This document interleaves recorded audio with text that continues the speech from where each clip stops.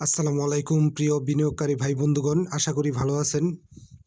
তবে আজকের যে বাজার তা দেখে মনে হয় খুব একটা মানসিক প্রশান্তিতে আসলে কেউ নেই। সবাই হয়তো আমরা ভেবেছিলাম যে এখন থেকে পজিটিভ ধারায় ফিরে যাবে মার্কেট, কিন্তু আজকের যে মার্কেট হলো তাতে আমরা অনেকটা হতাশাগ্রস্ত হয়ে পড়ছি। আজকের মার্কেটে অ্যাডভান্স হয়েছে 82টি এবং ডিক্লাইন 240টি, আনচেঞ্জ হয়েছে 63টি এবং টোটাল ভলিউম হচ্ছে 407 কোটি টাকা। তবে আজকের বাজার নিয়ে যদি আমি বিশ্লেষণী কিছু বলি, তবে আমি বলবো স্টক মার্কেটের সাথে পলিটিক্সের একটা ক্লোজ রিলেশন আছে। এটা অলরেডি আপনারা সবাই বুঝতে পেরেছেন। ওইদিকে আমি খুব একটা সময় নিব না বা কিছু বলবো না। তবে এই পলিটিক্সের দিকে বা পলিটিক্যাল কন্ডিশনের দিকে অবশ্যই নজর রাখবেন। তবে আমি যে কথাটা বলতে চাচ্ছি, আগামীকালের মার্কেট এবং রবিবারের মার্কেটের উপরে ডিপেন্ড করবে নির্বাচনকালীন সময় মার্কেট আসলে কোন দিকে যাবে। নেগেটিভ ধারায় থাকবে না পজিটিভ ধারায় থাকবে, এই দুইটা কর্মদিবসের উপরে অনেক কিছু ডিপেন্ড করবে। যেহেতু নির্বাচনী তফসিল ঘোষণার পরে আমরা খুব একটা মুভমেন্ট দেখতে পারি নাই, মার্কেটে খুব একটা মুভমেন্ট আসে নাই, সেক্ষেত্রে এই মুহূর্তে যেটা সবচাইতে মানে আশানুরূপ কথা হচ্ছে দেশে নির্বাচনকালীন পরিস্থিতি, প্লাস হচ্ছে জনাব তারেক রহমানের দেশে ফেরার কথা আছে 25শে ডিসেম্বর। এটা হিসেব করলে আগামীকালকের মার্কেট আর তারপরে তো আবার রবিবারের মার্কেট, এই দুইটা কর্মদিবসের উপরে ডিপেন্ড করবে যে নির্বাচনকালীন এই সময়টাতে আসলে পুঁজিবাজার কি ধরনের আচরণ করবে। এটা এই দুইটা কর্মদিবসের উপরে মোটামুটি ক্লিয়ার হয়ে যাওয়া যাবে যে আসলে কি করতে যাচ্ছে মার্কেট।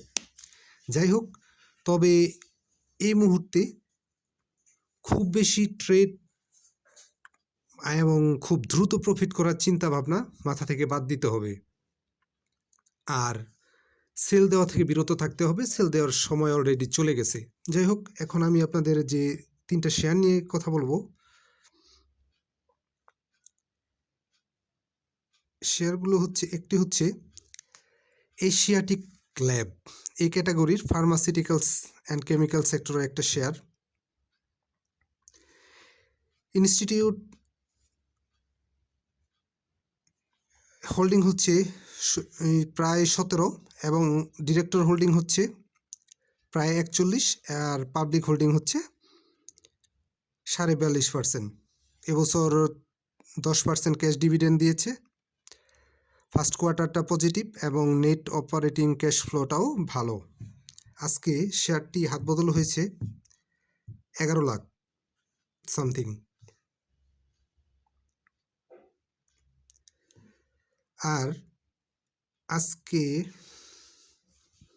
1 টাকা 50 পয়সা পজিটিভ হয়েছে। তবে এই মুহূর্তে শেয়ারটির আরএসআই হচ্ছে এশিয়াটিক ল্যাব, এই শেয়ারটির আরএসআই হচ্ছে 42। শেয়ারটি ইন্ডেক্সের দিকে খেয়াল রেখে আপনারা শেয়ারটি দেখতে পারেন। শেয়ারটি যথেষ্ট ভালো পজিশনে আছে। আপনারা এশিয়াটিক ল্যাব এই স্টকটিকে দেখতে পারেন। এই শেয়ারটি আমি বলবো যে একটা ভালো পজিশনে আছে এবং আরএসআইটাও ভালো একটা পজিশনে আছে। যদিও 11 লক্ষ ভলিউম হয়েছে, বিগত কয়েকদিন নেগেটিভ ট্রেন্ডে ছিল শেয়ারটি।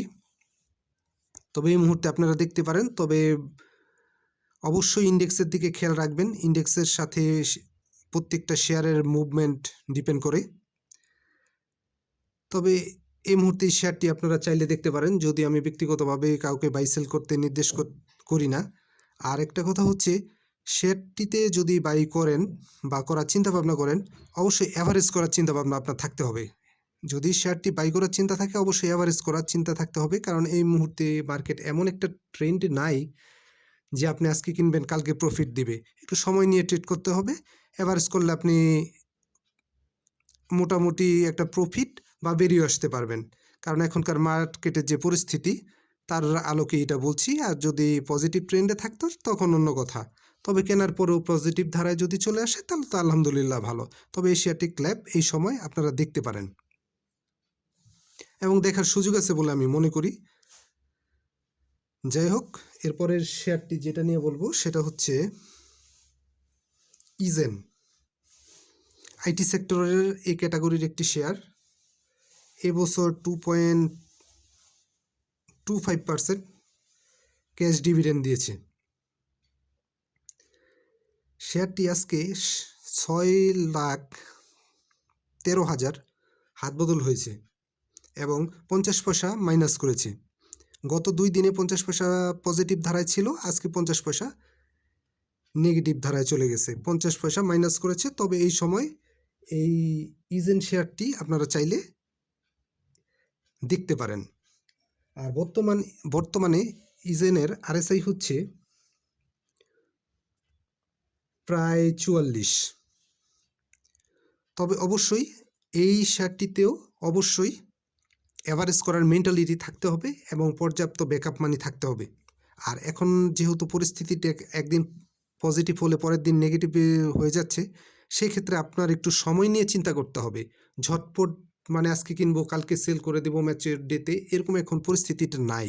আর পরিস্থিতি বাইরে গিয়ে আপনি ট্রেড করতে পারবেন না। যখন যেভাবে মার্কেট চলবে আপনার ওইভাবেই চিন্তা করতে হবে এবং ওইভাবে শেয়ারে এন্ট্রি নিতে হবে। তবে ইজেন শেয়ারটা এই মুহূর্তে দেখা যায় বলে আমি মনে করি। যদি আপনারা ভালো মনে করেন দেখতে পারেন। আমার হিসেবে আমি যদি বলি তবে দেখতে পারেন, বাই সেল নিজ দায়িত্বে করবেন। আর অ্যাভারেজ করার মেন্টালিটি প্লাস ব্যাকআপ মানি রাখতে হবে, অ্যাভারেজ করার প্রয়োজন হতে পারে। আর ট্রেডার ভাইদের বলবো যে কোনো মার্কেট ডিপেন্ড করে ইন্ডেক্সের উপরে। ইন্ডেক্সে এবং সঠিক জায়গায় যদি আপনি ইন্ডেক্স দেখে সঠিক জায়গায় এন্ট্রি নিতে পারলে আশা করি কম বেশি প্রফিট গেইন করার একটা ভালো পসিবিলিটি আছে। কোনো কিছুই 100% সিউরিটি দিয়ে বলা যায় না।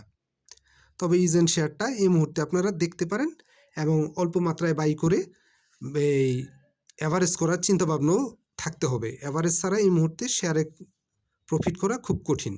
আর যদি এর মধ্যে উঠে যায়, যদি পজিটিভ ধারায় ফিরে আসে পজিটিভ ইন্ডেক্স প্লাস এই শেয়ারটি, তাহলে তো আর কোনো কথা নেই। তবে এই মুহূর্তে আপনারা ইজেন দেখতে পারেন, তবে অবশ্যই অ্যাভারেজ করার চিন্তাভাবনা থেকে। এবং শেয়ার সংখ্যাও কিন্তু খুব বেশি না, শেয়ার সংখ্যা হচ্ছে 7.5 কোটি। তো ওই সব কিছু মিলিয়ে আমি বলবো যে এটা আপনারা দেখতে পারেন। যদি আগামী দিনের ইন্ডেক্সের উপর খেয়াল রেখে সঠিক জায়গায় এন্ট্রি নিতে পারেন, কম বেশি একটা প্রফিট হওয়ার পসিবিলিটি থাকবে। এরপরে যে শেয়ারটি নিয়ে কথা বলবো সেটি হচ্ছে লেগাসি ফুড।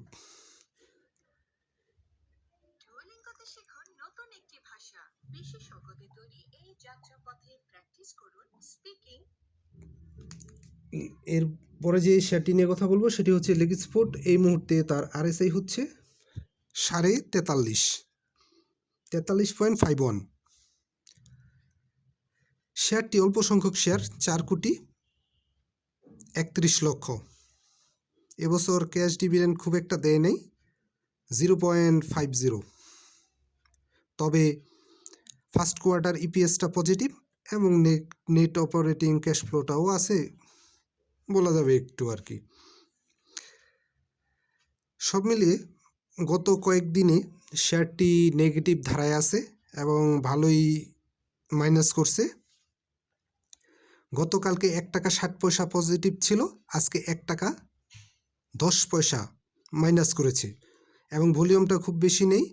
আপনারা চাইলে এই শেয়ারটিতে এন্ট্রি নিতে পারেন। তবে অবশ্যই আগামীকালের মার্কেটের ইন্ডেক্স পর্যালোচনা করে সঠিক জায়গায় যদি দেখে এন্ট্রি নিতে পারেন তবে কম বেশি একটা প্রফিট হওয়ার পসিবিলিটি আছে।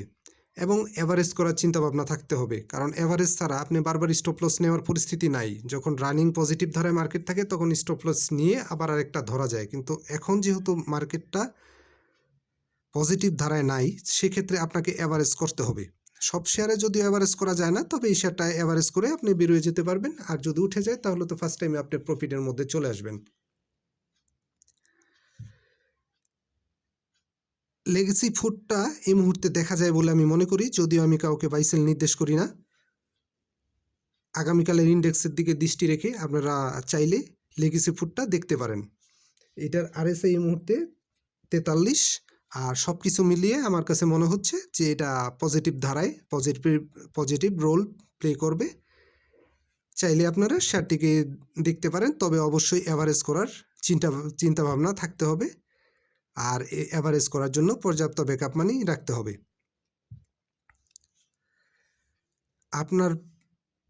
আপনার টাকা, আপনার প্রফিট লসও আপনার, কারো কথায় প্রভাবিত হয়ে শেয়ার বাই সেল করবেন না।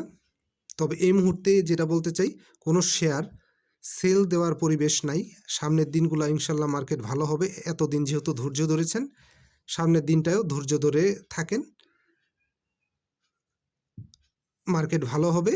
আর এখন আপনি সেল দিয়ে এই রেডে আর শেয়ার হয়তো বা আপনি কিনতে পারবেন না, অনেক শেয়ারে কিনতে পারবেন না। তো সেক্ষেত্রে সেল দেওয়া থেকে বিরত থাকাটাই বুদ্ধিমানের কাজ হবে। যদি কোনো নেগেটিভ নিউজ ওই কোম্পানি সম্পর্কে না আসে যেগুলো সত্যি প্রমাণিত, সেক্ষেত্রে গুজবে কান দিবেন না, পেনিক সেল থেকে বিরত থাকুন। ধন্যবাদ, ভালো থাকুন।